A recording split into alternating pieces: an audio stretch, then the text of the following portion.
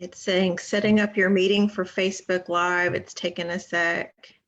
Okay.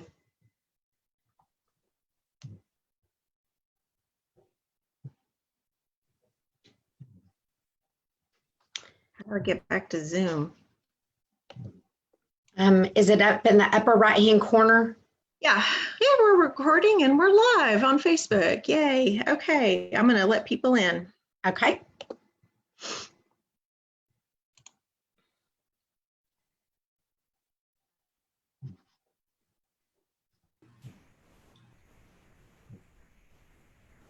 Hey, I just thought I'd come in to see if There's Dr. George. we're good. And there's Dr. George. Hi, welcome.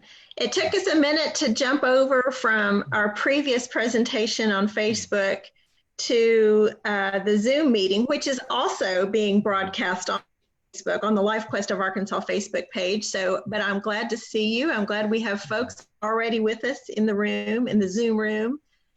We'll get started here. Let me just give folks a few more minutes or one more minute to join us because they had to figure that out like I did. So we have more folks coming in. Okay. I'm Leah. Good to meet Hey, you. Leah. How much time do I have? I'm a talker. I know the previous talk went a little over and I was also on Facebook listening to it. So. Okay. Well, we have as much time as you need, probably 30 to 40 minutes. Is that good? Oh, okay. When you said as much time, I was thinking about 4 to 5 hours. Okay. Oh, no. We don't have that much time. Oh, man. Okay.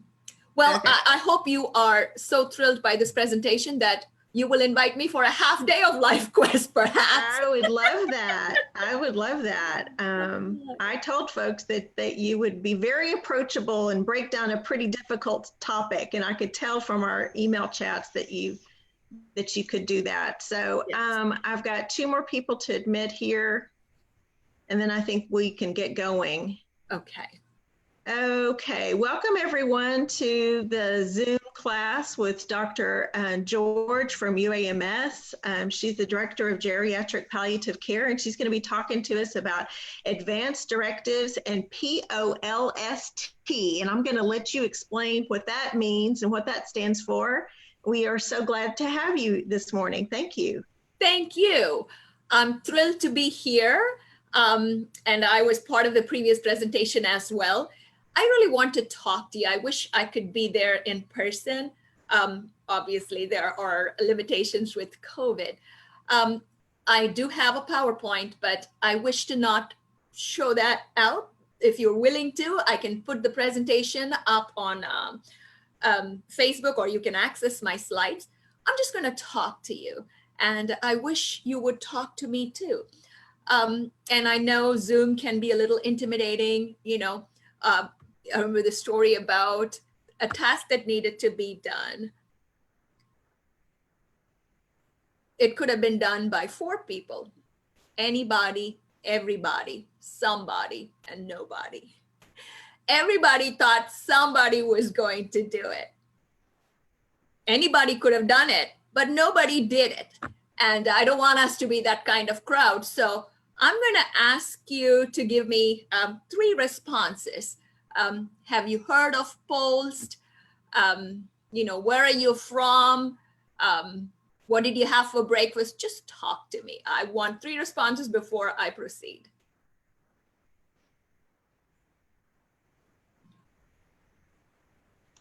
So would you like folks to unmute themselves, jump in, or would you like them to put that in a chat?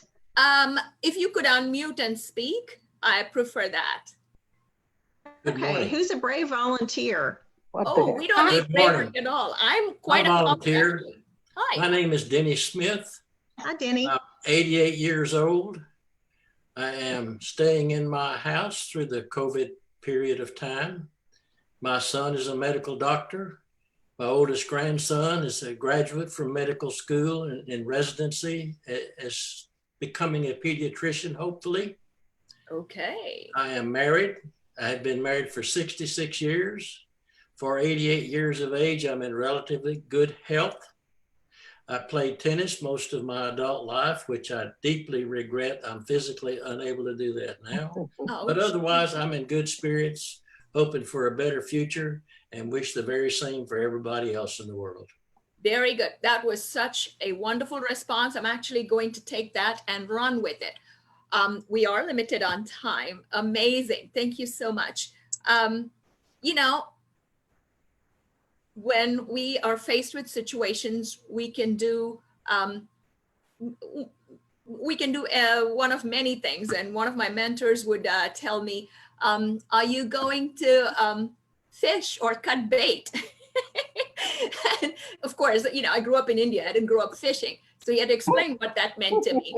And I told him, you know, sometimes all I have to do is just hold tight and wish that all this would pass over, and then I can find my bearings and go on.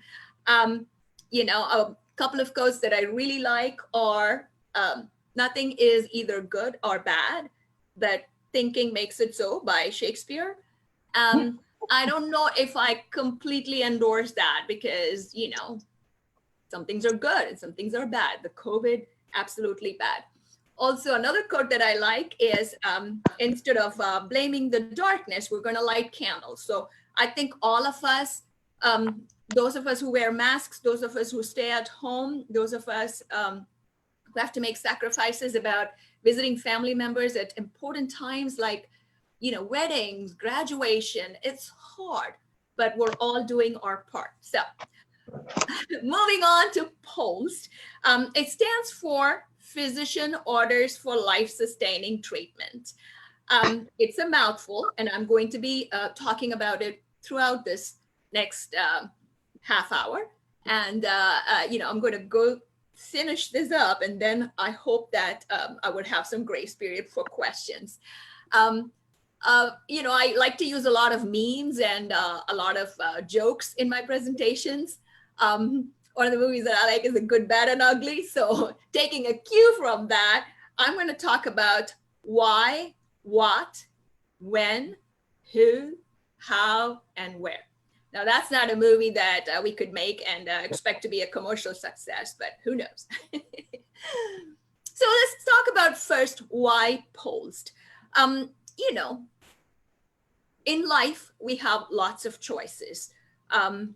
We are all from different places. We've all chosen different things for ourselves. And we have had choices in the games we play, the career we choose, the life partner we decide to have, the place that we choose to live in, what we want to wear, for, you know, for this weather today, and what do we want to have for breakfast? So always choices. But sometimes choices can be very overwhelming. Medical technology has advanced so much that we can actually, you know, we're living longer, healthier lives. Besides a challenge, a pandemic challenge like the COVID, the average American has a greater life expectancy than we did about 20 years ago. And sometimes these choices can be very overwhelming when, you know, if you go to, for example, I guess the men can understand, you know, if you were going to buy pasta sauce or cereal, you go to the aisle and there's so many choices. Do you want to have, you know, all natural? Do you want to have non-GMO? Do you not want to have, you know, artificial colors and flavors? What do you choose? Sometimes that can be overwhelming. Likewise, in medicine, every day we have sophisticated treatments coming up that can help people live longer.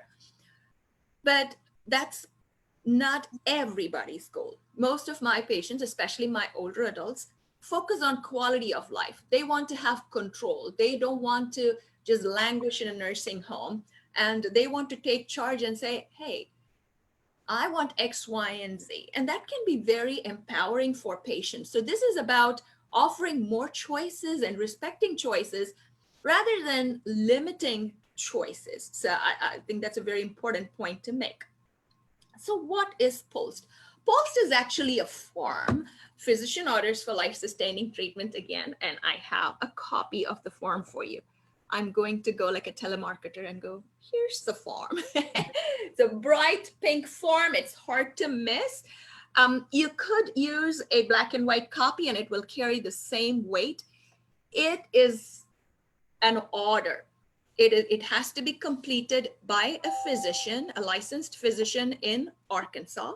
And once it is signed and all the dates and all the information is in place, it is an order. You can actually have this conversation one and be done. And so this form, if you have one or if your loved one has one, is valid all across the states. If I don't have privileges in, say, Conway, like I can't admit a patient, I can't go around on them. But if the patient takes this form to the Conway ER, they are mandated by law to follow what I have placed as an order once you are able to provide them with a copy. The responsibility of making sure that this form travels with you is actually a physician's. Of course, if you're at home, you want to keep it in a place where it can be easily found. You want to have a discussion with family members. So that's what the form is. And the copy can be downloaded from the state health department website. Just go to Arkansas Department of Health. And in their search bar, if you do POLST, so physician order for life-sustaining treatment. So that's what the form is. Some people wonder what is the difference or similarity between an advanced directive and a POLST. Good question. I'm glad I asked that question on your behalf.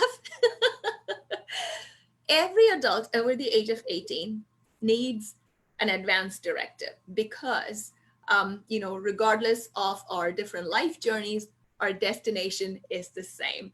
I'm sure everybody has heard about this quote, everybody wants to go to heaven, but nobody wants to die. However, death is our common destiny. We want to deny death. We want to defy death. We think about death as defeat, but it really isn't. It's a process of life. And when I say this, I can see the audience reaction. And it's very interesting because sometimes it's like a paradigm shift, or sometimes it's an agreeing, and sometimes it's like, no.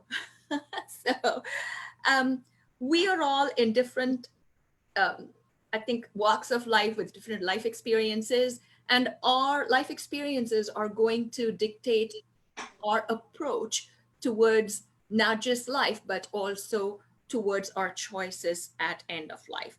So that's why it's important to have these conversations when we're not in a crisis mode. However, POLST is not for everyone.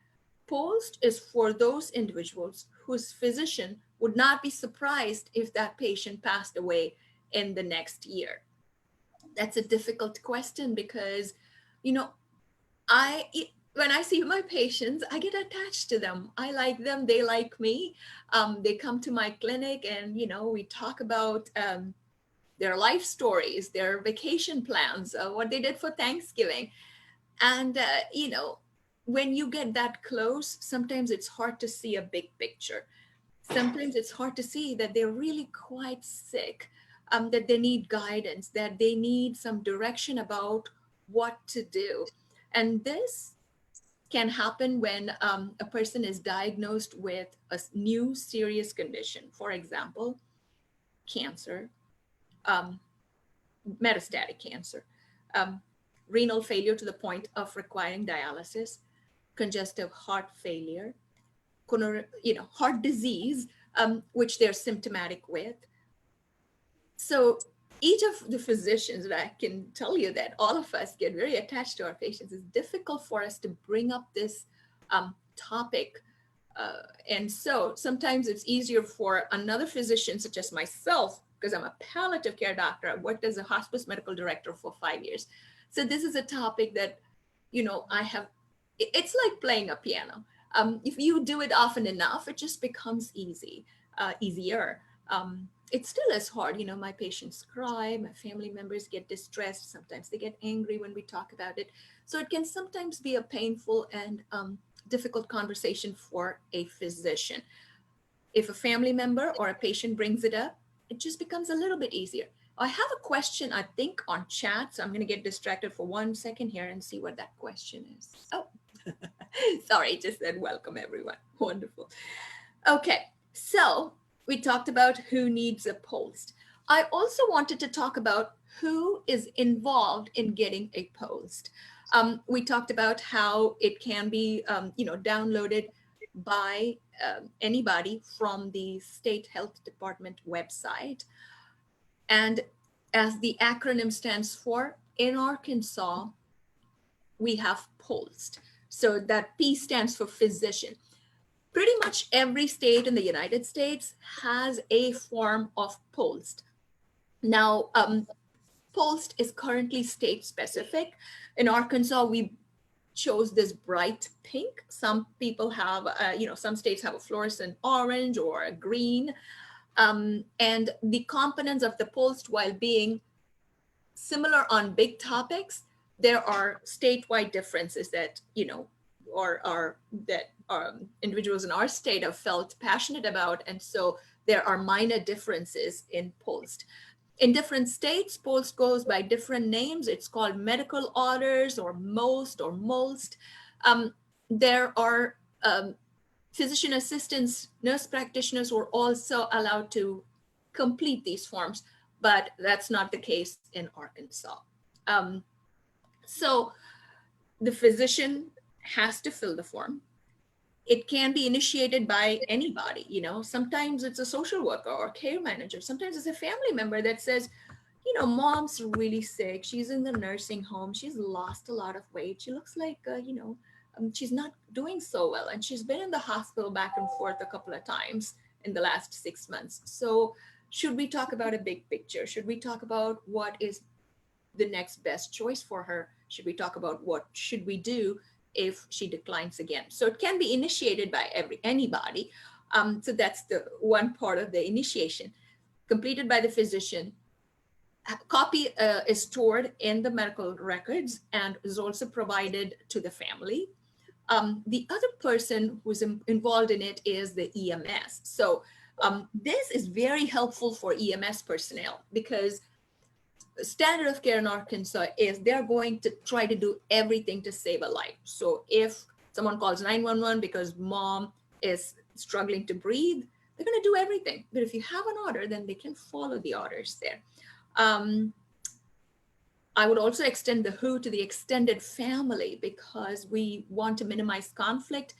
If a POLST form has been filled, I encourage you to share that information with anybody, all children, especially the daughter that lives in California, the son who lives in Hawaii, please talk to them so everybody's on the same page. In the interest of time, I'm just going to skip over and go to where do we store the POLST in the house?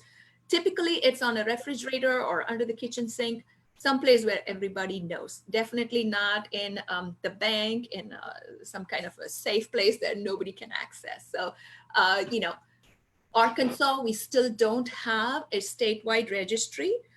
So we don't have an electronic database. Several states have it. One of the main reasons is funding, which is limited also because this is relatively new legislation for Arkansas. We've had POLST since 2017, where states like Oregon have had it for over 20 years. So they have established programs. There are still, even physician groups and EMS teams that I'm talking to about POLST, and they're hearing about the acronym for the first time. I am the chair for our state's POLST program. I'm happy to be here and to chat with you. If you let me, I will talk your head off. So I'm going to stop here and take questions. We have some good question askers, and I see your faces, those of you who are with us today. So feel free to unmute yourself or raise your hand and ask a question. Lavon, did you have a question? I think on advanced directives, there's several choices you have to make, like yes, no, yes, no. Yes. What sorts of things are on the POLST? Excellent question, and thank you for that. So the POLST has Section A, Section B, Section C, and Section D. It does not, it identified DNR choices. So some people have a do not resuscitate option, or some people want to be full code. That means if their heart and lungs were to stop, they want full core press, everything that is feasible to be done to save life. So there's an identification in Section A. There's already been a discussion about DNR. We confirmed that. If not, we have that and we fill it out. The best benefit actually comes from Section B. I'm sorry, it's not readable, but I encourage you to go to the website and look this up. I really wanted to see your faces and chat with you and not throw up my slides up there. Section B has 3 options. One is full treatment. The second is selective treatment. And the third is comfort treatment alone. So how this would come into play is if someone wants full treatment, hopefully they're also full code. If they are, for example, an older adult in the nursing home and they have, they're found to have, say, an exacerbation of COPD, full treatment means if their oxygen level is, drastically low, and if they're struggling to breathe, they're going to be immediately shipped to the ER. EMS is going to be called and they'll go to the ER. Selective treatment, and then from that point, even in the ER, when we have this form, if they've chosen full treatment, they probably will have an intubation. They will be in the ICU probably for several days, and then they will go to rehab and so on. If they chose selective treatment, there is a Section C where they can actually say what they want that selective treatment to be. Some people could say, well, I want to be intubated, but if I can't breathe on my own in 3 to 4 days, then I don't want to be dependent on a machine longer. So, or they can say, I'm Jehovah's Witness, I do not want blood transfusion. So any kind of additional information that is important to them at end of life care, they can specify there. They can also say, I really want to just have a BiPAP and be at the nursing home and then have my physician evaluate me. And if I happen to die, then I'm okay with that kind of thing. And Section C is actually comfort treatment only. And there we try not to even send the patient to the ER. In Section B, selective treatment, a patient may, for example, go to the ER and even get admitted, but probably not go to the ICU, probably not get intubated, probably not have surgeries and, expensive and invasive treatment options. So they can specify what those are. And these, of course, are specific to a person's condition. So we can predict some things like, oh, somebody has renal failure, or somebody, they might eventually end up needing dialysis. But there are things that we also cannot predict. Like, for example, we cannot plan for all the what if. Somebody could have an acute heart attack or a stroke. So we have some general information about that as well. I mentioned about Section C already. Section D is actually about an advance directive. So an advance directive means I have decided, and it's, pretty much similar language, but it's not standardized. And it talks about if I were, permanently unconscious and unable to make decisions for myself. These are the things that are important to me. And typically it would appoint a healthcare power of attorney. So this is someone who will make decisions on the patient's behalf. So it's usually a spouse, an adult child, a sibling, could be a friend. So the who. And then the second part is the what. What kind of decisions are important to them? Some people, want to be resuscitated or not, or they want to have surgery, artificial nutrition and hydration. So these are standard things that they can check. And of course, there's also a way to specify things such as blood transfusion and so on, but that's the advanced directive. The main difference between advanced directive and POLST is that, of course, POLST is for a restricted audience. POLST can be completed by a family member or a surrogate. Advanced directive is only completed by a patient for themselves. Thank you. We have a question from Jan. I think she has her hand raised. Yes. My name is Jan Bowen. I'm a retired nurse. And I've heard a couple of presentations in the past about POLST. And what I don't understand is, if a person has an advanced directive, why do you still have to have the POLST? I just don't understand that. Excellent question. Very good. So an advance directive is something that a patient writes. So somebody has to locate the advance directive. They have to look through what has the patient said. It may be subject to interpretation, because it does not take into account the particular serious medical problem that possibly limits a person's life expectancy. Again, if EMS comes in and you just have an advance directive, they're not going to be able to take that as physician orders. They're still going to have to do everything they need to do to save life and send them to the hospital. A POLST is an order. So it has already been signed by a licensed physician in Arkansas who says this is what the patient wants. So, the patient may, for example, say, I want to be DNR in their advance directive, and they are in the restaurant and they end up choking. People are going to, respond and do things. But if they have, well, choking is something we cannot, I would say it's an acute, unexpected incident. But say they have a stroke and the family says, well, we really don't want to go to the ER. We would rather go home. And, after the EMS comes in, of course, stabilizes them somewhat, gives them oxygen, medicines for comfort, and has a POLST and say, here's the order. We really want to go home and call hospice. Can we do that? Then, EMS doesn't have to take them to the ER and so on. So that's the difference between an advance directive and a POLST. Well, they both talk about, plans for future care. The physician has to read the advance directive, discuss with the patient and the family, and then write orders. But these are pre-written orders. Okay. Eileen, you're unmuted. Did you want to ask a question?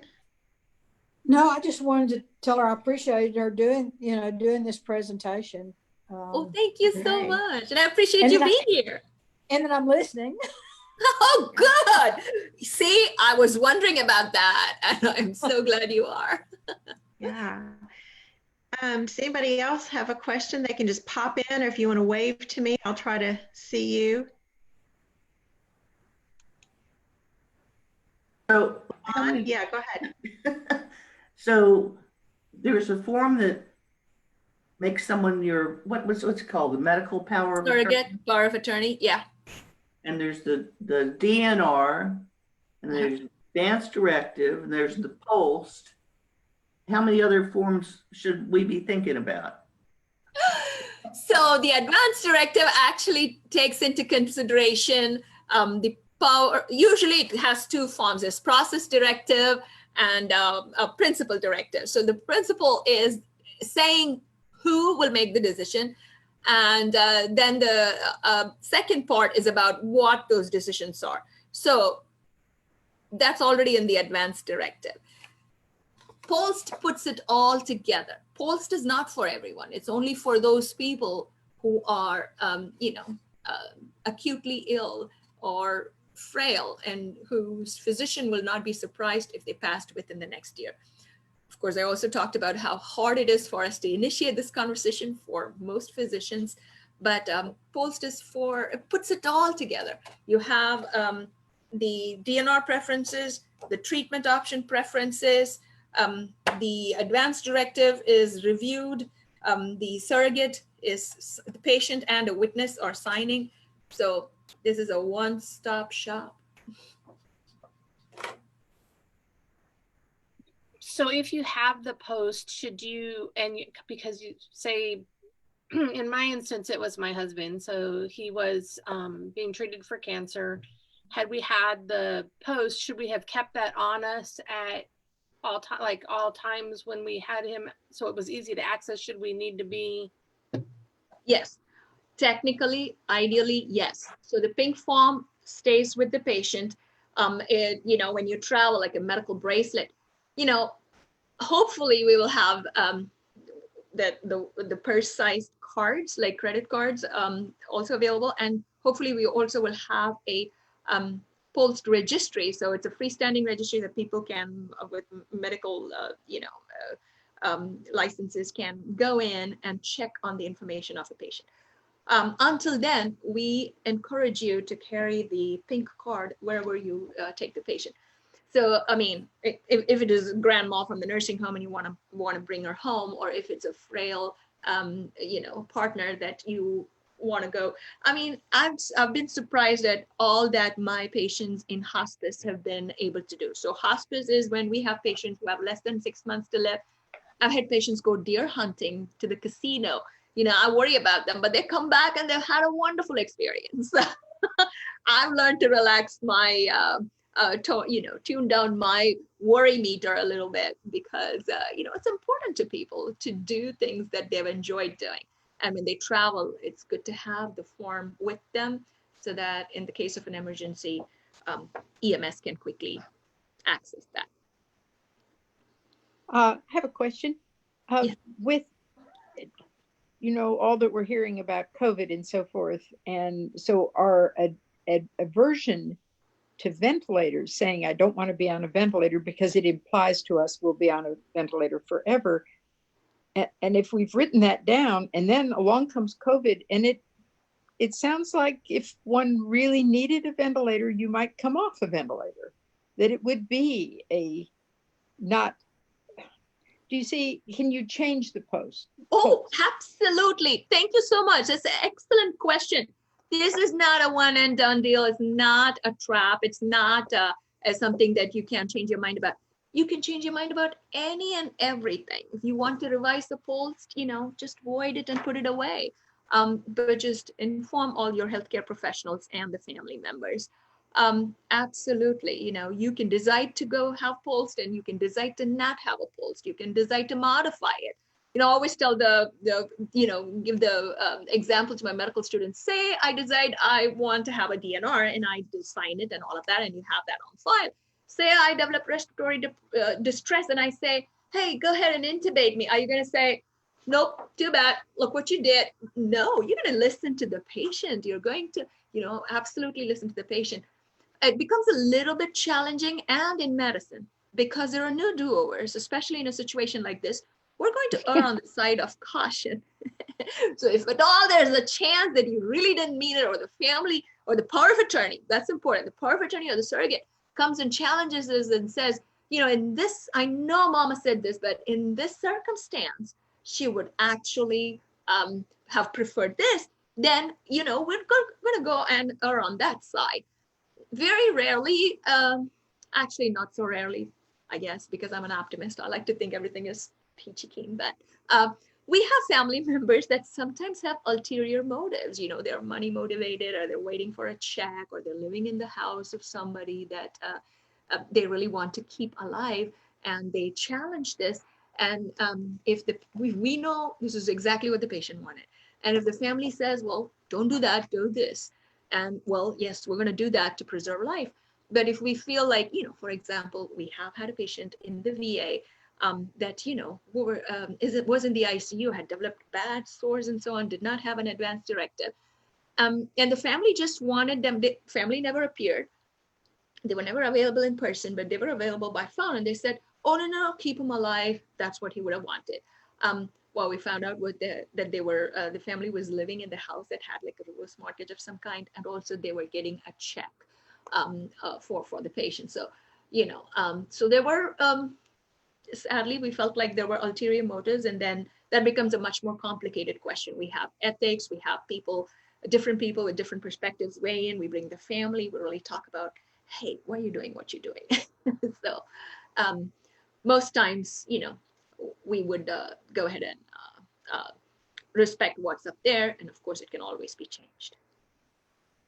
Thank you. So if you're in relatively good health and not near the end of life as well as you can predict, what's the first thing you would recommend? You may have already said this, but an advance directive, just an advance directive. Yes. Right. Okay. Decide who you want to make choices for you, if you can make choices for yourself, and what some of those big picture choices would be, and, most times, ideally, we want you to actually write a story. We want to, say things like, I like reading a book, or I like, knitting and watching the birds. And if I cannot do X, Y, and Z, then life isn't worth living anymore. We got that actually, we think we can sometimes know our loved ones' feelings, but sometimes we are wrong. There was actually a palliative physician who wrote about her father, who was very active and very intelligent and sharp and so on. And then he had a spinal cord tumor that for sure, if he got that surgery, he was going to be paralyzed waist down. And the daughter was completely convinced that that's not how her dad would like to live. Surprise, surprise. Dad said, can I still watch TV and follow football? Yes. Will my mind still be sharp? Yes. Can I operate like a motorized wheelchair and move around? Yes. Can I drive? Probably not. When he went through the set of questions, he decided, you know what? It's possible he could be completely paralyzed. It's possible he could die. He wanted to have that surgery. He came out of that surgery, paralyzed waist down, but still eating ice cream and, writing commentaries on blogs, and life was worth living for him. So good to always put our patient in the driver's seat. Right, absolutely. Shelley, I noticed your mic is unmuted. Did you have a question? Shelley Wald? How about Patty? Did you have a question, Patty? Yeah, question. Thanks, Leah. Dr. George, would you say that a POLST would be primarily for someone who is terminally ill? Well, when we say terminally ill, we mean different things. So for a person who has a life expectancy of less than 6 months, one of my social workers would say, we don't come with expiration dates. We don't know how long we have. Even when we know what medical problems a person has, I've been pleasantly and unpleasantly surprised by my patients. So typically when a person has hours to days to live, a physician can say that with some confidence. We're seeing how they're breathing, whether they're eating or drinking, what are their vitals. If they're declined to that point, then we know that death is imminent if they've got hours to days. But backing up, and we always want to give a range because we want patients and families to be prepared for sometimes the long haul. I had a patient in hospice who lived nearly a year. She was quite ill and she was done. She almost was angry with me. She said, Dr. George, you said I was going to die within 6 months. Why am I still here? She wanted to fish and she wanted to travel across state and she couldn't do that. So to her, life wasn't worth living, but we had to gently explain, but we've kept you out of the hospital, we kept you out of the ER, here you are home and doing things that, well, at least she was with her cat and she was able to knit. So when it comes to days to weeks, sometimes weeks to months, and especially months to a year, it becomes harder to predict how long someone has. So the question we ask is a surprise question. Would you be surprised if grandma died within the next year? Or would you be surprised if grandma was alive at the end of first year, at the end of 1 year? So these are questions that help us guide the conversation. And this is all about just having a conversation, exploring choices and recording them so that they can be followed. So terminally ill means different things to different people. The surprise question is a good one to guide a conversation about POLST. Okay, let's take a different scenario. Let's say that someone who is in an assisted living or in a nursing home and they're, in their 90s and, they've got, cognitive issues and medical issues, but I mean, they're living day to day. I mean, they're, still functioning, but they're not going to get any better. That their health is on the downhill side. I mean, because of their age and just because of the problems that they have. Would that be somebody who would have a POLST? Yes, that would be someone who is appropriate for a POLST. So if they're frail and if they have multiple medical problems. So those are the two things that make them a patient who is appropriate for a POLST. Okay, I have patients, pardon, yes, sorry. Okay, yes, that's what I was asking. And so maybe when I said terminally ill, I guess maybe that was probably the wrong phraseology for what I was trying to ask. Okay. Well, we explored a different set of issues that probably answered a question that somebody else had. So it's all good. Thank you. Thanks, Patty. I have a question that you've talked about in general, but there's a specific area that concerns me a little bit. Mhm. I have been told over the years, if you're a concerned citizen, it would be a nice thing to be an organ donor and put that information on your driver's license, for example. Mhm. Then I've heard stories that after that donor recognition has been documented, at the patient's death, the family might say, I don't really want that to happen, so it doesn't happen.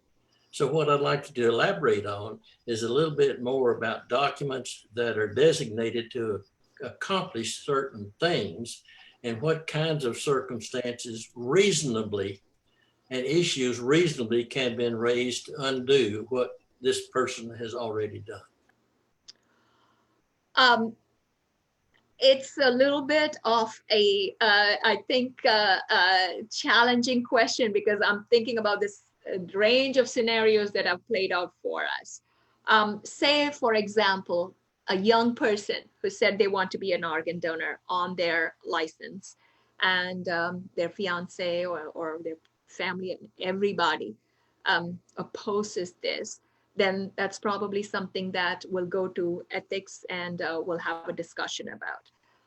But if somebody has designated that and they have it in their medical records, they've had a discussion with their physician who has documented that this is what the patient wants, and we have it from multiple sources, and we have one or two family members not agreeing with this, then we can give them the evidence. And there's actually strict protocols about even approaching the conversation about organ donation for somebody who is, brain dead or so on. But if this is an older person that has just indicated this in their card and their medical records, but has failed to have a conversation, then that's actually a good time to have a conversation with family members, because, most times any organ or tissue or body donation can be used most times.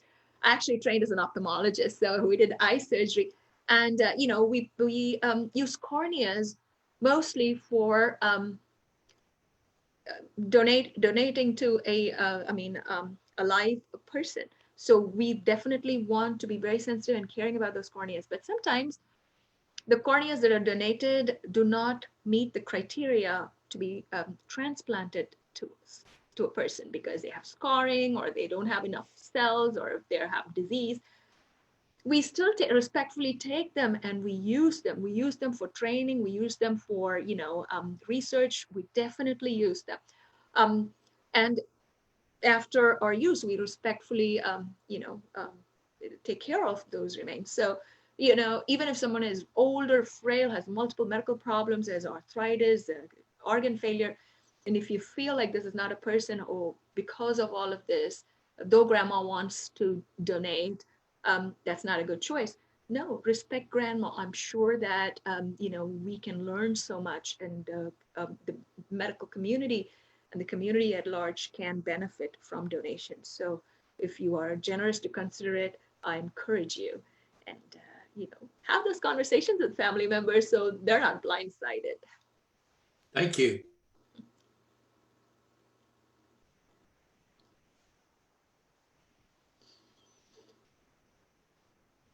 Well, you have been a wonderful audience.